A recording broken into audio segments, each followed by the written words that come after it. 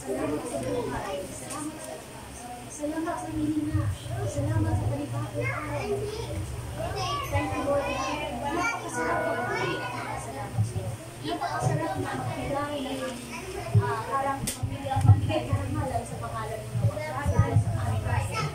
Lord, kapag sa ating mga minsan pa sila sa ating mga Panginoon. Pagmatay mo ang namin, Lord. Patawarin ang Panginoon sa ating Lord, linisin mo kami sa lahat ng aming kalungkan. Maraming salamat dahil lahat ng aming kahinaan, kapintasan na bayaran mo lang sa Diyos ng Kapag. Kaya naman paratag kami sa pagkalapit namin sa inyo, pinupunin mo kami. Lord, hayaan mo, luubin mo, na kami maging channel, maging blessing, spiritual blessing in Jesus' name. Hayaan mo, luubin mo, Diyos, na kami o Diyos ang magkakabing ng joy, ng love mo, Panginoon, ng hope mo, Panginoon, salamat po, Diyos. Use us, Lord. We pray, O God. Unite us, Lord, in one spirit. I pray in Jesus' name, ang spirit of worship, spirit of praise, na mamayani sa aming kalagitnaan. Lord, mag-glorify ka sa buhay ng iyong mga anak, sa iyong mga lingkod. Mag-glorify ka sa lahat na nakapaloob sa gawain ito. Kayo po ang pinatutungkulan ito. We pray, Lord, na maging channel kami ng blessing sa mga tipong dinadala mo at dadalhin mo pa. Maraming salamat. Thank you, Lord, sa power ng name mo sa buhay ng iyong mga lingkod. Thank you, Lord, sa power ng word mo sa aming mga labi, sa aming mga bibig, sa aming mga kamay, Lord God. Sa lahat ng gagawin namin, mabigyan ng glory, mabigyan ng pagpapayan. In Jesus' mighty name, amen.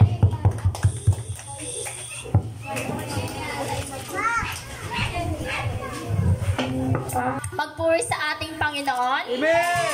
So tayo pong lahat ay tumayo, tanda ng paggalang sa ating Panginoon. Magsimula na po ang gawain ng ating Panginoon sa panimulang panalangin. Oh, hallelujah, Lord God. Pinupuri ka namin, oh Lord God, tinataas ang ngalan mo. Lord God, maraming salamat sa araw na ito na kami nagtagumpay, na ilaan ang araw na ito sa inyo, o Panginoon ko, upang ibalik ang pasasalamat, paggabay mo sa amin sa isang linggong nagdaan, o Panginoon ko. Lord, maraming salamat sa bawat isa na nandito. Salamat, Lord God, dahil andito kami ngayon, Lord God, sama-samang magpuri, sama-samang ibalik sa inyo ang nararapat, O Lord God, na papuri para sa inyo, O Panginoon ko. Oh, hallelujah, Lord God. Lord God, sa araw na ito, Lord God, wala kaming ibang gagawin kundi ang ibalik sa inyo, Lord God, ang mataas na papuri, Lord God, sa pamamagitan ng pag-awit namin, O Lord God. Lord God, inaanyahan po namin, Lord God, ang spirit of praise, O Lord God, spirit of worship, O Lord God, sa araw na ito, Lord God, mula sa umpisa, O Panginoon ko, hanggang sa matapos ang gawain ito. Lord God, nawa ang puso namin, O Lord God, andun yung sigla, andun yung galak, O Lord God, na magpuri sa iyo, Lord God, na ibalik sa iyo, Lord God, ang narapat, O Panginoon ko. Lord God, gamitin mo ang aming mga tinig, O Lord God. Gamitin mo ang aming mga kamay, O Lord God, sa pagpupuri sa iyo, O Panginoon ko. At Lord, hindi namin hinayaan sa apat na sulok ng bahay panambahan na ito ang gawa ng kaaway, O Panginoon ko. Ang kawalan ng interes, ang kawalan ng gana sa pakikinig ng iyong salita ay winawasak namin, O Panginoon, sa pangalan mo, Jesus. Yes. Ang spirit of kagalakan, joy, pagkakaisa, pagkakaunawaan, O Lord God, ay aming welcome sa bahay panambahan na ito, O Panginoon ko. Yes. Ikaw ang mag-glorify, ikaw ang maitaas, O Lord God. Gamitin mo lamang, O Lord God, ang bawat tatayo dito upang maging pagkapala, Lord God, sa iyong harapan, O Panginoon ko. Maraming salamat, O Lord God. Gamitin mo lahat ng instrumento, O Lord God. Hallelujah. Oh, hallelujah, Lord Jesus. Purihin ka, Lord God. At hayaan mo, Lord God, ang aming mga puso, Lord God, na maging karapat-dapat, O Lord God, sa pagtawag sa iyo, O Panginoon ko. Hallelujah. Jesus. Purihin ka, Lord God. Ikaw ang mataas, ikaw ang matanghal, O Lord God, sa bawat araw. Sa araw na ito, O Panginoon ko. Ikaw lamang po ang aming Panginoon na pinakamakapangyarihan sa lahat. At At ibabalik namin ang pasasalamat at itataas namin ang iyong pangalan sa bawat araw, Lord God, na nandito kami sa mundo. Purihin ka, luwalhatiin ka, sambay ng ngalan mo. Ang lahat ng bless ay magsabi ng Amen.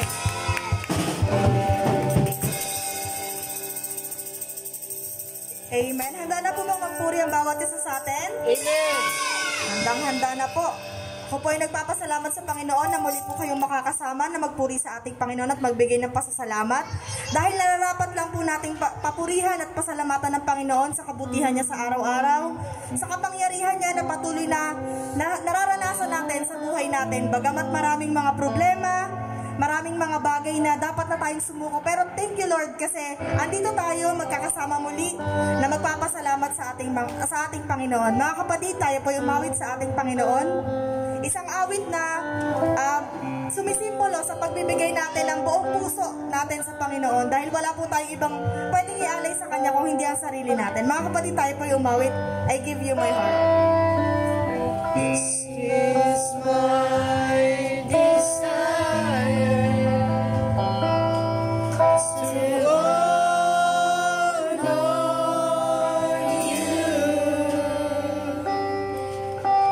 Lord, with all my heart I worship you.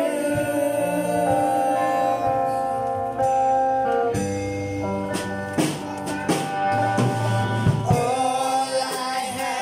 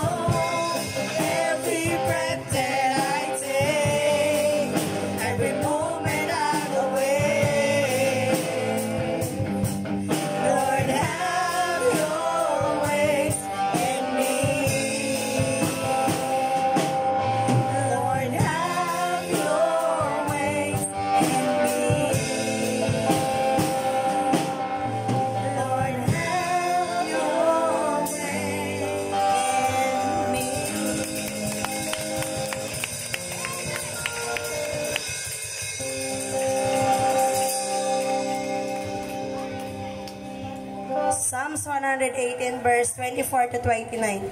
This is the day that the Lord has made. Let us rejoice and be glad in it.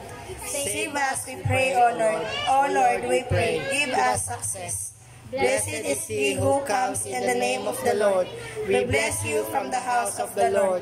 The Lord is God, and he has made his light to shine upon us. Bind us crystal sacrifice with cords up to the horns of the altar. You are my God, and I will give thanks to you. You are my God, I will exalt you. Oh, give thanks to the Lord, for he is good, for his steadfast love endures forever. To God be the glory. Amen. Amen.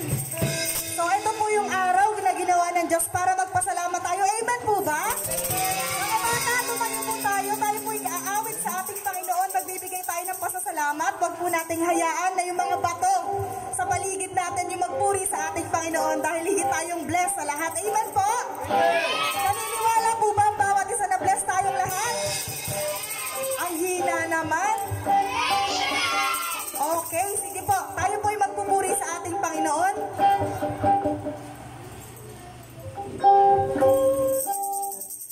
Handa na po ba?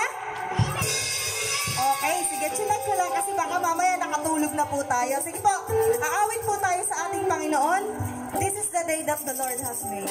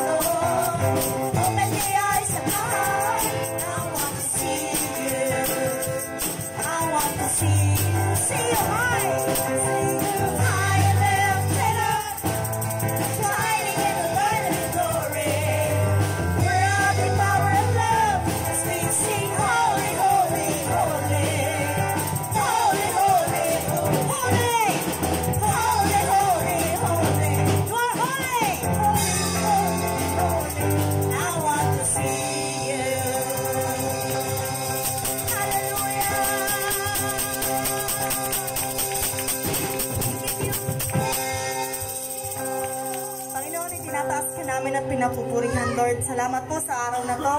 Salamat po dahil malaya kami nakakaawit sa iyo. Salamat po sa mga kamay na malaya naming naitataas upang magsimula na pinupuri ka namin at pinasasalamatan. Panginoon, patuloy kami naawit sa iyo, Panginoon. Itataas namin ang iyong pangalan, Panginoon.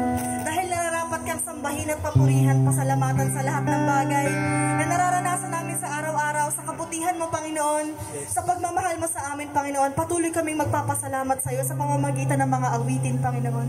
Maraming salamat po. Minsan pa po itinataas ka namin, Panginoon. Sinasamba ka namin, Panginoon. Pinapupurihan at pinasasalamatan sa pangalan ni Jesus. Amen. Amen. Mga kapatid, patuloy po tayo umawit sa ating Panginoon. Awitin po natin, Lord, I lift your name on high.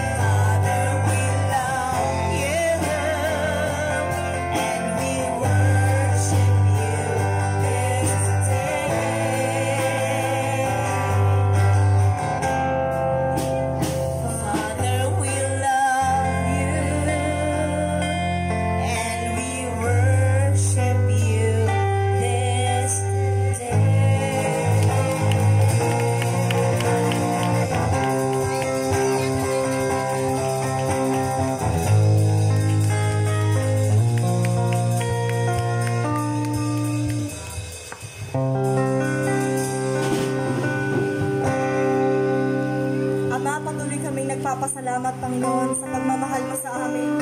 Salamat, Lord, dahil kahit wala pa kami dito sa mundo, isinulat mo na kung ano po yung karapat-dapat sa amin. Salamat sa buhay ni Jesus na ibinigay mo sa amin upang lahat ng mga kasalanan, lahat ng mga sakit ay mapagtagumpayan namin. Panginoon, kung wala yung pagmamahal mo sa amin, wala po kaming magagawa. Patuloy kaming mamumuhay dito sa madilim na mundong ito. Pero salamat dahil may isang ilaw ka na ibinigay sa amin upang sundan namin at tahakin kung ano mang tinahak ni Jesus.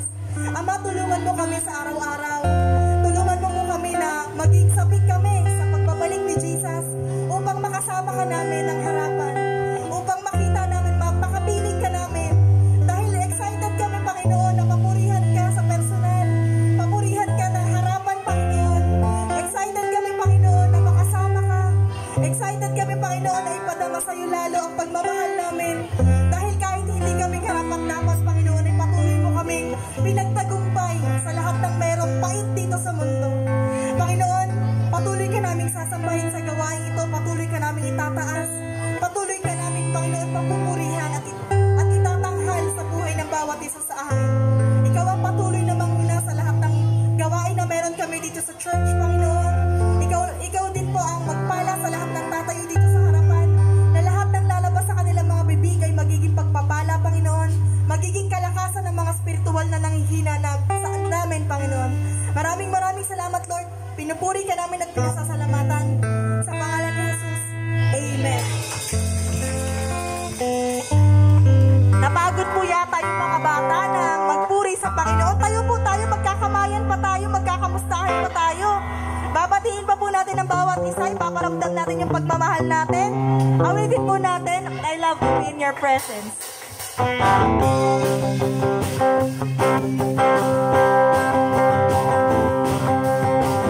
to be in your presence with your people, singing praises. Love to stand and rejoice, lift my hands and praise my Lord. With your people, singing praises. Love to stand and rejoice, lift my hands and praise my Lord. Set my feet to fill my heart with song. Give me reason to rejoice. Lord, love to be in your presence with your people, singing praises. Love to stand and rejoice. Lift my hands, lift my hands, lift my hands and praise my Lord.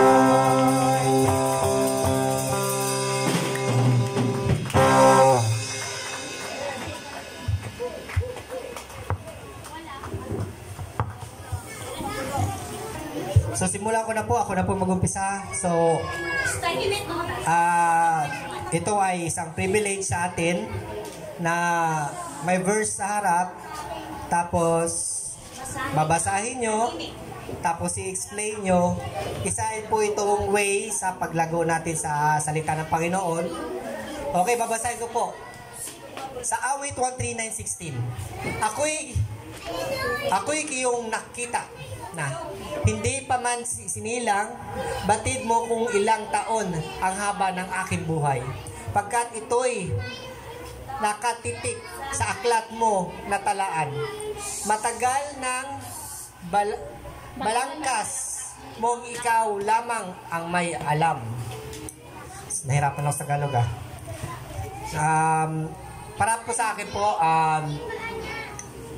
alam ng Diyos yung buhay natin. Lalo na po yung mga bata, alam ng Diyos kayo. Kilalang kilala kayo ng Diyos. Kilala tayo lahat ng Diyos. Yung buhok natin, bilang niya. Tayo, di nga natin mabilang, walang buhok natin eh. Kala mo dito may buhok pa dito sa kilikili. So yun. Alam ng Diyos lahat ng balahibo mo sa katawan. Kasama na sa ulo. Bilang niya yung buhangin sa dagat. Nakapunta na kayo ng dagat? Oh, yun. Bilang niya yun. Hindi lang sa isang dagat, kundi buong dagat. At sa ilalim ng dagat, puro na buhangin. So makikita mo, napakapangyarihan ng Diyos. Alam niya yung buhay natin. Kailangan lang natin niya, ilapit sa Kanya. Batid niya talaga yung buhay natin. Kaya wala tayong may itatago sa Kanya. Maging totoo lang tayo. Dati, yung hindi pa ako kilala sa Panginoon, yung pagiging makasalanan ko, pagiging sinungaling ko, talagang kailangan ko talagang deny to death talaga ako. Bahala ka, di ako amin. Pero ngayon po is, nang nakilala ko Panginoon, aamin ako sa kasalanan ko nagawa, pinagsisihan ko. At nung nasabi ko na yun, meron ako ng peace of mind and heart. Kaya, pag alam ng Diyos, yung puso mo, kilala ka niya eh. Bago pa nga dilikha yung mundo, kilala ka na eh. At nakaganda nito, nakatitik sa aklat mo na talaan. Kumbaga, yung pangalan ng bawat isa sa atin, nasa aklat niya na. Lalo na simulat tinanggap natin si Jesus na sarili nating tagapagligtas. Yun, automatically, pag-pray natin, Lord, yung pangalan ko, nasa aklatan ng buhay. Okay mga bata, ako muna yung pogi dito dahil ako may hawak ng mic. Makinig kayo dahil ito ay para sa atin lahat. So napakaganda po. Isipin mo yung pangalan mo nakalista sa langit. Kaya pagdating doon, pagdating ng Panginoon, pag kinuha niya tayo, pag sinabi, oh Johnson, nasaan ka na? Present. So ibig sabihin, napakaganda pag nanalangin ka at tinanggap mo si Jesus na sarili mo tagapagligtas, automatic, nasa talaan na ng aklat ng Diyos. Minsan pa nga, nag-pray ako, Lord, para sa sobrang dami ng kasalanan ko, Lord, please, pakisulat po yung pangalan ko sa palad mo. Para every time na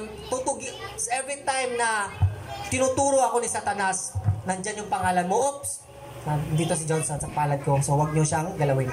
So ganun po yung nangyari sa akin. So ibig sabihin, napakaganda po. Yung kung mabasa nyo lang ito Psalms 139, ito po yung prayer ni David na sobrang nasaktan siya sa kasalanang nagawa niya, parang down na down siya. Pero sa kabila ng prayer niya, sabi niya, Lord, kahit nasa ilalim ako ng lupa, nandun ka. Kahit nandun ako sa pinakamalayo, nandun ang Diyos. Bisan nandun na ako sa liwanag at dilim, pareho sa'yo. Maliwanag sa paningin ng Diyos. Ganun kapangyarihan ng Diyos. Kaya napakasarap na makilala natin siya ng lubusan. So yun lang po yung ma-explain ko at sa ma-add ko. So next na po ay si Brother MJ. Hindi ko na siya babasahin. Sa verse na to, makikita kung yun nga yung sabi ni Brother Johnson na gaano tayong kilala ng Diyos. Maski buhok natin, balahibo natin sa katawan, bilang niya.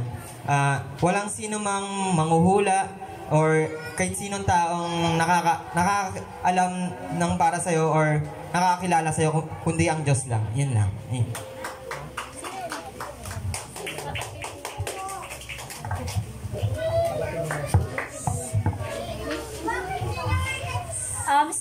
Ang naunawaan ko po sa awit 139 verse 16, alam ng ating Panginoon, alam niya kung anong laman ng aking puso, alam niya kung ano ang aking iniisip.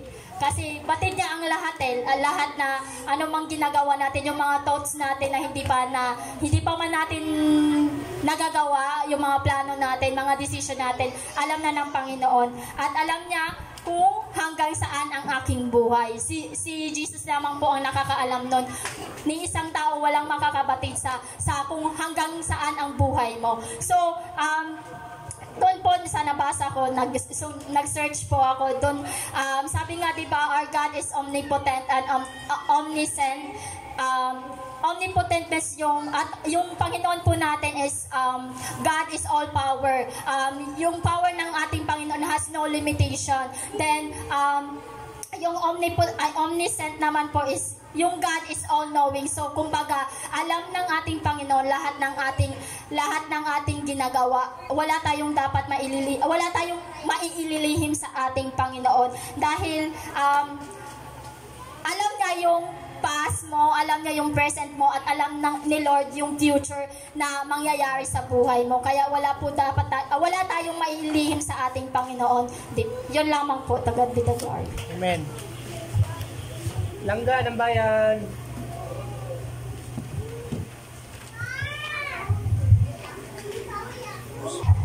Re-recta ko na lang.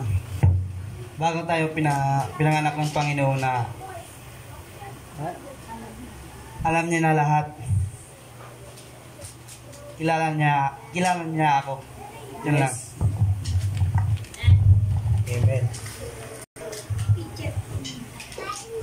Sa akin naman po, pinapakita po dito sa verse na to na kung gaano tayo kamahal ng Panginoon, na wala pa man tayo dito sa mundo, hindi pa man tayo pinaplano ng magulang natin, plinano na tayo ng Panginoon. So, napaka-bless po natin, kaya wag po nating pabayaan na doon lang matatapos yon yung pagiging blessed natin. Kailangan po hanggang sa dulo ng hininga natin, mapapurihan natin si Lord sa buhay natin. Kasi tingnan nyo kung gaano pati buhok.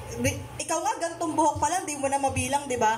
So, yung kapangyarihan ng Panginoon sa atin, andon, at saka kailangan natin palagi nating pasalamatan, palagi nating ibalik sa Kanya, kasi karapat-dapat siya nating bigyan ng papuri, kasi di ba, walang kahit sino sa atin dito sa mundo yung kayang magbigay ng pagmamahal na binigay ng Panginoon na sa atin, na wala pa tayo, pero minahal niya na tayo. Amen. Ayun po. Para sa pagkakaintindi ko dito, yung, di ba, yun nga, yung sabi nga nila na wala pa tayo pero minahal na tayo yung Panginoon. Kumbaga, yung naghihirap pa lang siya, kumbaga, lahat ng kasalanan natin tinanggap niya na sa kanya na. Kumbaga, ayun nga, yung mga, wala pa tayo dito pero kilala na tayo ginagawa pa natin ng ating mga magulang. Kilala na tayo. Kumbaga, Panginoon lang ang makakaalam kung kailan tayo mawawala dito. Habang buhay pa tayo, magpapuri at pasalamat tayo sa Panginoon. Amen. Yan lang. Thank you. Nagpapasalamat ako sa Panginoon kasi wala pa man ako sa mundong to, kilala niya na ako, kilala niya na tayong lahat. Bilang niya yung buhok natin, kung ano. Tsaka, dapat tayo magtiwala sa Kanya kasi wala tayong may tatago sa Kanya kahit anong lihim, kasalanan man niya, alam niya, kaya patuloy lang tayo magtiwala sa Kanya. Amen. Hindi ko na po siya babasahin at explain. Kung naintindihan ko lang po sa verse na.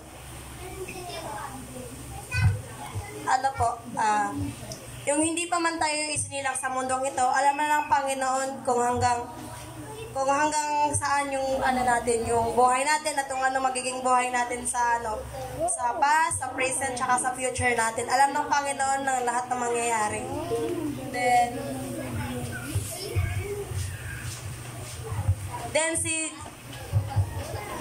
Then yung pangalan. Pag dinanggap natin si Jesus Christ as Lord and Savior, yung pangalan natin is nakasulat na sa aklat ng buhay.